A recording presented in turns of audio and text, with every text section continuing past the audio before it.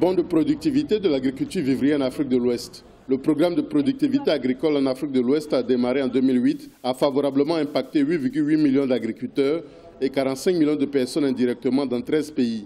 Les producteurs de cultures vivrières ont bénéficié des techniques de réduction des pertes après récolte et d'adaptation aux effets du changement climatique. Le résultat le plus important, c'est l'augmentation des rendements de 30% pour les céréales et 150% pour le riz et les tubercules comme le manioc avec l'introduction de nouvelles variétés.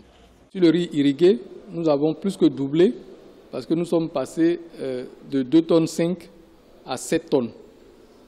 Sur la banane plantain également, nous avons introduit de nouvelles variétés qui nous ont permis de quasiment doubler les productions. Donc de 7 tonnes, nous sommes aujourd'hui à 15 tonnes au niveau de la banane plantain. Et le bond le plus significatif, c'est sur le manioc, où aujourd'hui nous avons introduit des variétés qui vont jusqu'à 60 tonnes hectares, alors que nous sommes à 20 tonnes en moyenne avec les variétés que nous avions à l'époque. Le programme de productivité agricole en Afrique de l'Ouest d'un montant de 500 millions de dollars a été financé par la Banque mondiale qui est satisfaite des résultats obtenus. Il a réduit la pauvreté en milieu rural et créé des centaines de milliers d'emplois.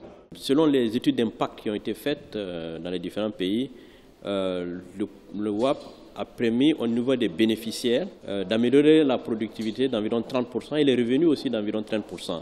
De réduire aussi la période de soudure où les gens n'ont rien à manger, qui était pour certains de 6 mois, de réduire ça à 3 mois.